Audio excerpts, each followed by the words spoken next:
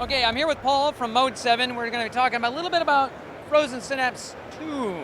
Now, I can tell you right now that I spent a great deal of time losing sleep and being late for work many a times by playing Frozen Synapse because it's the simple version of Rainbow Six to the nth degree because it's not simple. So Frozen Synapse 2, you've taken the original Frozen Synapse mission option. Yep. And you expanded it out to a city scale. That's right, yeah, it's a huge procedurally generated city every time you play. It's absolutely vast. You can do a mission in any single building on the city or any point on any road. So we think with the first game where that's possible, and you're sent into the city as the player to investigate a force that's coming in, making incursions. There's all different factions in the city, so there's a huge kind of diplomatic element to the game as well, who you're going to ally with, who you're going to betray, all of that kind of stuff. And then the tactical game is still there underneath as the combat layer. So this kind of really flows really well from the original Frozen Synapse, where you're just like the operator, you're controlling this little thing, what's going on. Now we've really just taken the camera, taken a step back, and now we can, this is what was going on in the background in the first game, but you say the whole thing is procedurally generated. That's correct, yeah. What is the rough scale of the city by comparison like a person? Oh wow, by comparison to person, it's going to be quite variable. I mean, the city that we've shown in the footage, I think you could easily fit sort of 10,000, 20,000 people in there perhaps, like that kind of size. But it's going to be variable, so you get some small cities, some big ones, something that we're going to be playing around with and tuning kind of as we get into beta. Even the inside the buildings are like procedurally generated. So yeah. The real question is if you go to the same building multiple times, is it different? No, not in the same map. So the buildings will be consistent when they're on the same map. That's actually really cool. So you're not going to like lose your mind. Like, I've been to this building before. Wait a minute. Must have new tenants. The floor plan is different. Damn it. No. And there'll be a combination between some handcrafted content and the generator. So you'll be able to see some stuff that is a little bit more crafted, has a little bit more kind of coherent architecture. And then also we're going to let the generators run riot. Some buildings they will just create on their own, and you'll have to deal with the terrain that comes up. And we've got everything from like vehicles and rocks and trees, yep. Doors, windows, chain link fences, that's it. All of it. Yeah. That's very cool. I'm really excited to see this one. What we've done here is our lead artist, Richard Whitelock, he's kind of taken the original, just evolved it. So we have sort of like quite a few different effects, different weapon effects and so on, and kind of some nice sort of translucent glowy things. The original was very pared down. It was very, very sort of specific in terms of the kind of line style. And this is just taking that and putting a new twist on it. We didn't want to change it. It's an iconic thing about the game. New weapons, new weapon effects. Yeah. Like, name one that we talk about. The flamethrower is one I'm really excited about. It's going to be an area of effect unit that's kind of persists for a while, quite slow, and it's going to really change things up. As well, we got the smoke grenade unit, which we can see in some of your footage, I believe, that's kind of based around deploying cover in different places. We're going to have a gas grenade unit too, that's going to use the same technique, but just to drop down an area again that's not going to be passable and kill any units within it. So there's a few different things. Melee units. I know you said say one. I've said like 5. But I'm excited about the units. No, that's good. I'm glad. I'm really glad. Melee unit. So it's like the whole guy's purpose is just running around with a knife. That's it. That's great. All right. Well, thanks a lot, Paul, for that one.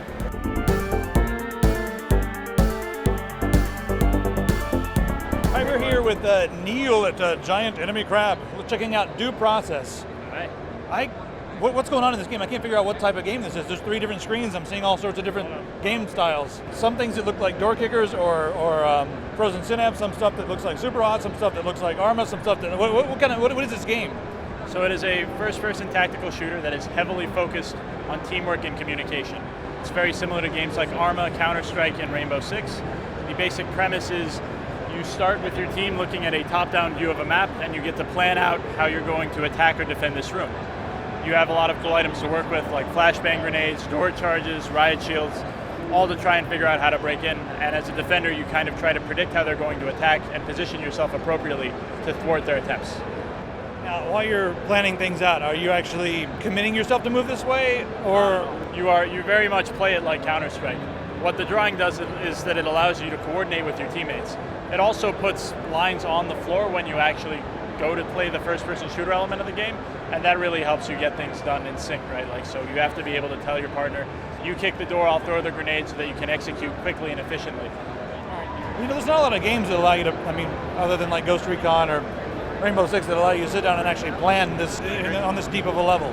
What's the speed of this game? Do you consider this to be a slow-paced game, or? It's kind of a mix of both, right? Like, so during the planning phase, which I'd say takes about 40 to 50% of your time per round, that's kind of slow, right? You try to anticipate what they're going to do, where you think defenders will be standing, how you can catch them by surprise. But during the actual execution, things go really fast. Weapons are very deadly in this game. One headshot with a rifle will pretty much kill you. A quick burst to the chest with a rifle will also kill you. Headshots from defenders' weapons will do pretty much the same thing, and one grenade will kill you pretty much instantly. Okay, built in Unity? Yeah, and then we can get to the platform question. What platform? Is it PC? Is it also Linux, or just? PC, since it's on Unity, we're hopeful that we'll be able to get it on Linux pretty easily. Eventually, we'll probably explore consoles, but it's difficult to draw on the map with a controller. But we're trying to see if there's some cool ways we can work around that, like with little decals and buttons, icons that might be able to make that kind of thing work. Also important to note, this is not going to be the final art style. We basically Damn it, I really came like out this with a pretty polished, we call this a polished prototype. So we released a trailer with this variant of it because just sort of to get the gameplay out there to see if people would be really interested in it. And then from there, we've been spending the last year or two trying to build out an art style and rebuilding the entire game from the ground up. So this is all placeholder graphics, everything? All of it's placeholder art, though we've polished it up so that it looks good for PAX and people can get a really firm idea of where we're going with the game. What kind of feedback do you want from the community? Honestly, we're not sure yet, because there are a lot of features we still are eager to get into the game. Right. And until we've got those done, it's kind of hard to get community feedback and call it accurate, right? Like, the game could be just different, right, by the time they get their hands on it. Right. So at the moment, we're focusing on features and getting all of that done, and hoping that we don't just get crushed under trying to develop things. All right, Neil, I'm looking forward to checking this one out. Hopefully sometime soon we'll be able to play it. Yeah, Thanks very much. So. Thanks for swinging by.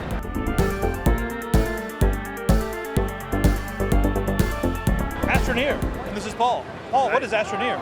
Astroneer is a sci-fi adventure exploration game with survival and sandbox mechanics. You play as what we call an Astroneer, who's an astronaut traveling to far and distant worlds searching for rare and valuable resources.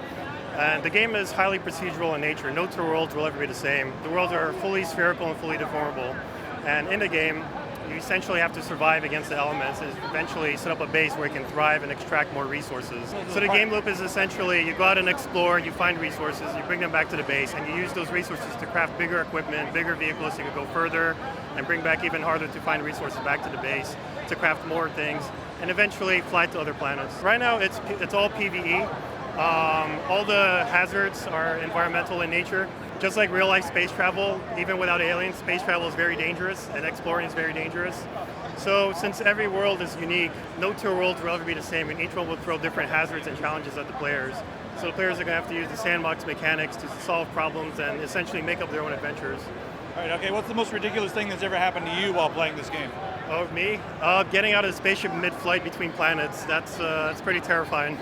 Was it like a voluntary thing, or was it like something go wrong? So we want people to eventually get out of spaceships even mid-flight, but before it was ready, it's pretty terrifying, just dangling off and seeing the spaceship fly away from you. All right, how far along in development is this? We've been working on it for about 2 years, and we first started it in Unity, and then we made the switch over to Unreal Engine 4.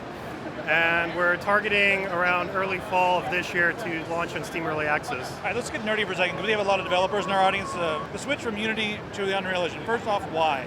Well, when we first started, Unreal Engine 4 wasn't even released yet, so we made the decision to use Unity for a variety of reasons. The financial reasons, development reasons, but we eventually realized that we'll probably encounter some technical ceilings which would be hard to overcome in Unity.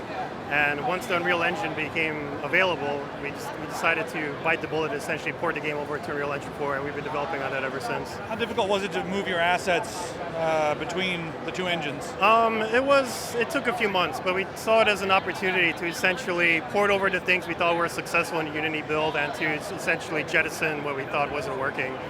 So we decided to bite the bullet early on before the game became too big, before we released it, and when porting over an entire game is pretty much a nightmare. So early in development, it wasn't that bad. What was the main reason for the port other than financial?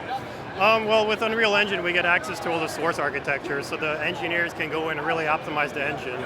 And right. since the game is very heavily procedurally generated, it's important that we go in there and we optimize to get stable performance and all those considerations. I'm a 3D artist on the project, and one of my partners is also a 3D artist. And we both used Unreal for almost 10 years, so we're all very familiar with the editor and the ecosystem. That sounds very good. Paul, thanks very much. Yep, thank you. Best of luck. Special thanks to Corsair. Check out their booth coverage for the new Cherry MX exclusive extremely fast switch. They've upgraded one of their old mice with a very nice infrared sensor, and we've got some pretty interesting technology going on with the Lua scripting on some of their keyboards. So check out the booth coverage, and also if you're at PAX, stop by and see us at their booth Sunday, 2 o'clock.